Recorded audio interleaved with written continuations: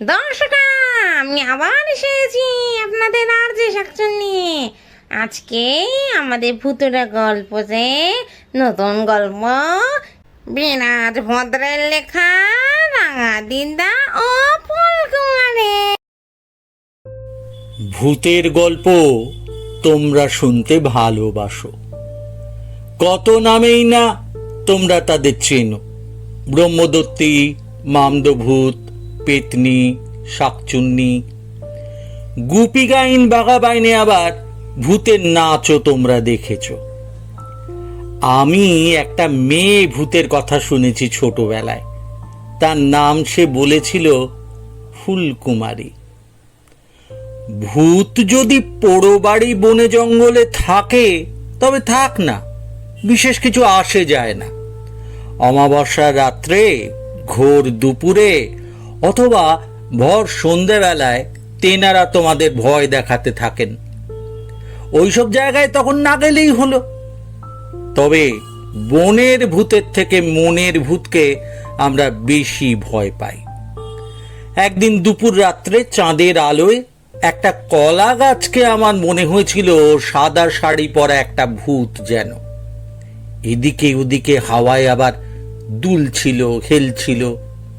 উমা, ওটা যে বাগানের চেনা কলা গাছ সেটা বুঝতে কয়েক সেকেন্ড লেগেছিল, আর তার মধ্যেই বুকটা একবার ধক করে উঠেছিল। লোকে বলে বিজলি আলো আসার পর থেকে ভূতেরা কোথায় সব পালিয়ে গেছে। এখন আর ভূত দেখা বা ভূতে ধরার গল্প তেমন শোনা যায় না। কিন্তু বহু বছর আগে গ্রামে গ্রামে ভূতের বেশ দৌরাত্ম্য ছিল। এই মনে করো ৬০-৭০ বছর আগে ভূতের রাজত্ব না থাকলেও তেনাদের খুব হম্বিতম্বি ছিল। আমার এক দুঃসম্পর্কের ঠাকুমাকে একবার ভূতে ধরেছিল। বাবা মার কাছে সেই ঘটনা শুনেছি। সেই ঠাকুমাকে আমরা ডাকতাম রাঙা দিদা বলে। খুব ছোটবেলায় তাকে দেখেছি। বুড়ো বয়সে তার গায়ের রং ছিল রাঙা রাঙা ফর্সা। সেই রাঙা দিদাকে ভূতে ধরেছিল। এই তখন তার বয়স ২০-২১ হবে। আমাদের গ্রামের বাড়িটা আগে ছিল ছোটখাটো একটা জমিদার বাড়ির মতন। অনেক লোকজন থাকতো। একদিন সন্ধ্যাবেলায় রাঙা দিদার বর রাঙা দাদু এক গ্লাস জল চাইলেন। ঘরে জল নেই, তাই রাঙা দিদা একটু দূরে রান্নাঘরে জল আনতে গেলেন তাড়াতাড়ি। সেই যে গেলেন, রাঙা দিদা আর আসেন না। দু একবার ডেকে রাঙা দাদু নিজেই বাইরে এলেন। কি কাণ্ড! রাঙা দাদু দেখলেন রাঙা দিদা বকুল গাছে হেলান দিয়ে দাঁড়িয়ে আছেন চুপচাপ। কাছে গিয়ে রাঙা দাদু বললেন, কি হলো, এইভাবে দাঁড়িয়ে আছো কেন? খোনা গলায় রাঙা দিদা বললেন, খবরদার, আমাকে ছুবিনি। দাদু অবাক হয়ে চেঁচিয়ে উঠলেন। অনেকে ছুটে এলো।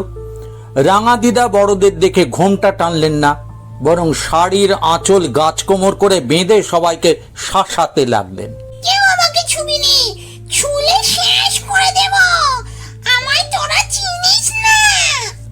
যারা একটু বয়স্ক ছিলেন তারা যা বোঝার বুঝে গিয়েছেন। তখনকার দিনে ভূতে ধরার প্রাথমিক লক্ষণগুলি এরকমই ছিল। রাঙা দিদাকে জোর করে ঘরে নিয়ে যাওয়া হলো। কিন্তু রাঙা দিদা ঘরে থাকতে চাইলেন না। বারবার সকলকে সাবধান করছেন, বেরিয়ে যেতে চাইছেন। তখন তাকে একটা খুঁটিতে বেঁধে রাখা হলো। সে সময় এত গায়ের জোর হয়েছিল রাঙা দিদার যে ২-৩ জন হিমশিম খেয়ে গিয়েছিল তাকে বাঁধতে। বাড়ির লোকেরা পরামর্শ করে ঠিক করলেন ভূত তাড়াবার ওঝা ডাকতে হবে। সে রাত্রেই পাশের গ্রামে এক ওঝা এলো। তাকে দেখে রাঙা দিদা খিলখিল করে হেসে উঠলেন। তুই তুই তুই কেন এসেছিস? হ্যাঁ, তুই কি করবি আমার? যা, পালা পালা, নইলে তোকে মেরে ফেলবো। ওঝা কিছুক্ষণ চেষ্টা করে বলল, না বাবু, এ আমার কম্য নয়, আপনারা বড় ওঝা ডাকুন। এ এ এ যে যে যে এ বাবা, এ যে সে পাত্র নয়। ওরে ওরে বাবা। যা যা, তোর গরুকে নিয়ে আয়। পরদিন সকালে আরো দু একজন ওঝা এলো, তারাও হার মেনে গেল। দুপুর গড়িয়ে বিকেল হলো, সারা রাত ঘুম নেই, বসেও নেই, সমানে বকবক করে যাচ্ছেন, তবু একটু ক্লান্তি ছিল না রাঙাদিদার। সব সময় বাঁধন খোলার চেষ্টা করছেন। আমাদের গ্রাম থেকে 10-12 মাইল দূরে একজন বিখ্যাত ওঝা থাকত। তার নাম ছিল মহেন্দ্র শীল। তাকেও খবর দেওয়া হলো। সন্ধে হয়ে যায়, সবাই তার অপেক্ষায় বসে রইল কখন আসে। আমাদের বাড়ি ছিল আড়িয়াল খাঁ নদীর তীরে। বাড়ি থেকে 1 মিনিটের পথ নদীর ঘাট।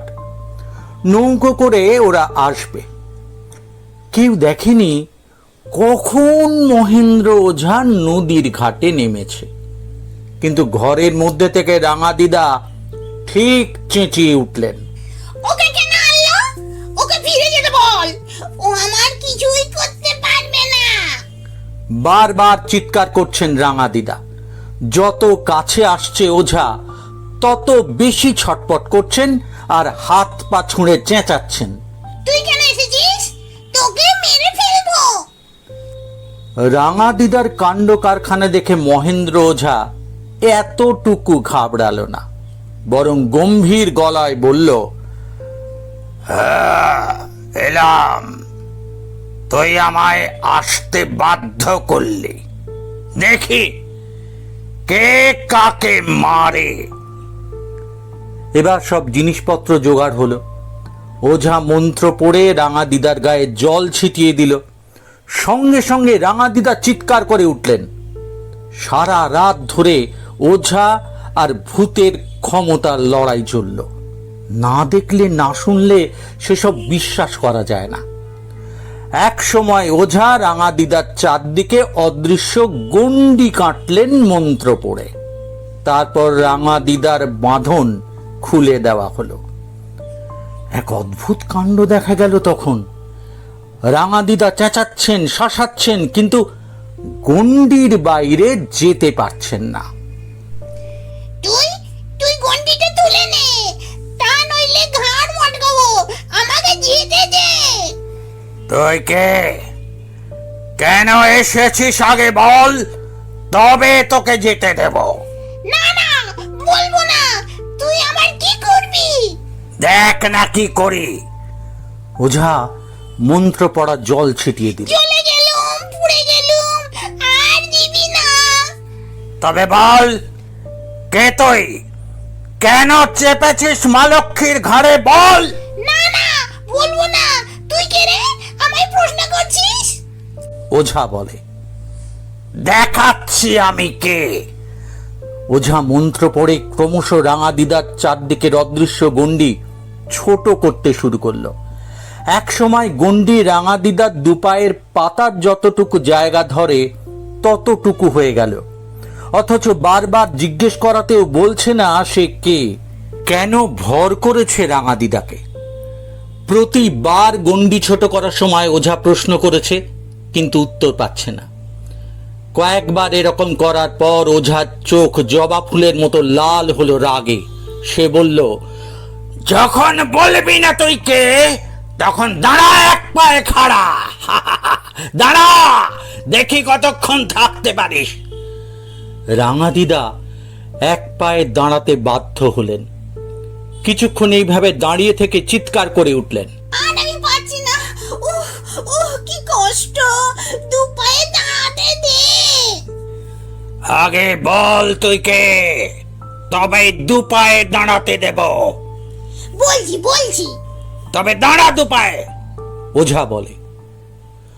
দু পায়ে দাঁড়িয়েই রাঙাদিদা বললেন, না, বলবো না।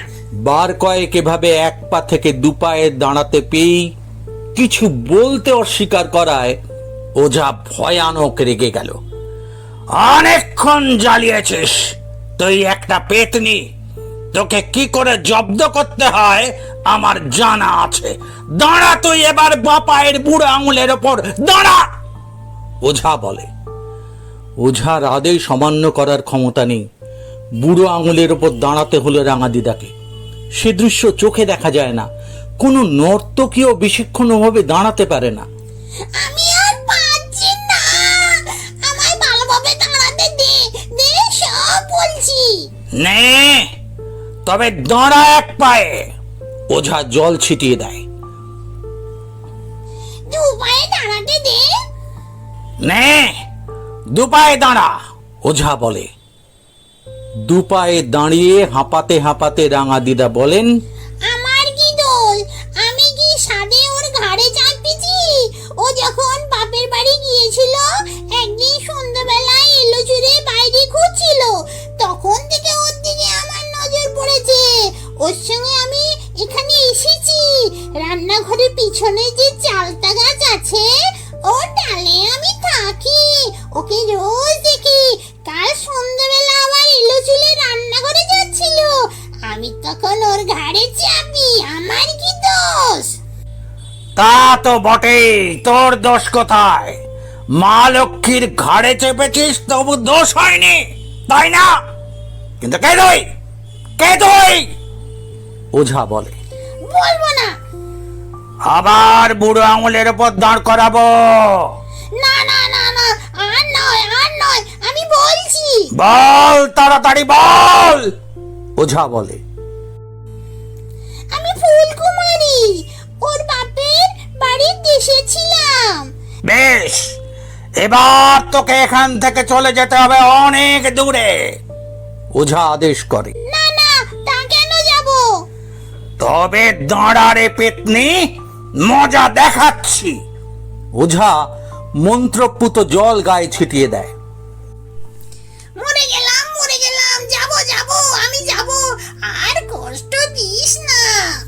তুই এই গ্রামে থাকতে পারবি না, মা লক্ষ্মীর বাপের বাড়ির দেশেও না, ওঝা আদেশ করে। তবে কোথায় থাকবো? তা আমি কি করে জানবো? তবে আর যেন তোর সঙ্গে আমার সাক্ষাৎ না হয়, সাবধান করে দিচ্ছি, ওঝা বলে। আমি তোকে দেখে নেবো, আমি কোথাও যাব না, এখানেই থাকবো। তবে রে ব্যক্তি, বারবার ওই এক কথা, মজা দেখাচ্ছি। ওঝা অনেকগুলো মন্ত্র পড়ে জল ছিটিয়ে দেয়। ও, মরে গেলাম, মরে গেলাম, আমি যাব যাব, রেহাই দে, রেহাই দে, যা বলছি তাই করব। যা, দূর হয়ে যা। যাবার আগে কি প্রমাণ দিবি বল। যা, ওই চালতে গাছের মগডাল ভেঙে দিয়ে যা, ওঝা কঠিন আদেশ করে। তাই হবে।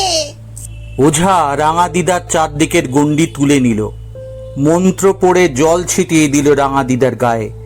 রাঙাদিদা এক দৌড়ে ঘরের বাইরে যেতে গিয়ে দরজার বাইরে আছাড় খেয়ে পড়লেন। সঙ্গে সঙ্গে বিরাট শব্দ করে বাইরে কোনো গাছ ভেঙে পড়ল। রাঙাদিদাকে ধরে ধরে নিয়ে যাওয়া হলো। এদিকে রাত ভোর হয়েছে। সকলে বাইরে এসে দেখলো পুরনো বিরাট চালতা গাছের মগডাল ভেঙে পড়েছে। তারপর থেকে মেয়ে ভূত ফুলকুমারীর কথা আর কেউ শোনেন। কি গল্পটা ভালো লেগেছে তো? যদি ভালো লেগে থাকে তাহলে লাইক করবেন, শেয়ার করবেন আর সাবস্ক্রাইব করবেন, কেমন? আর পরের সপ্তাহে আমি আবার নিয়ে আসবো নতুন গল্প।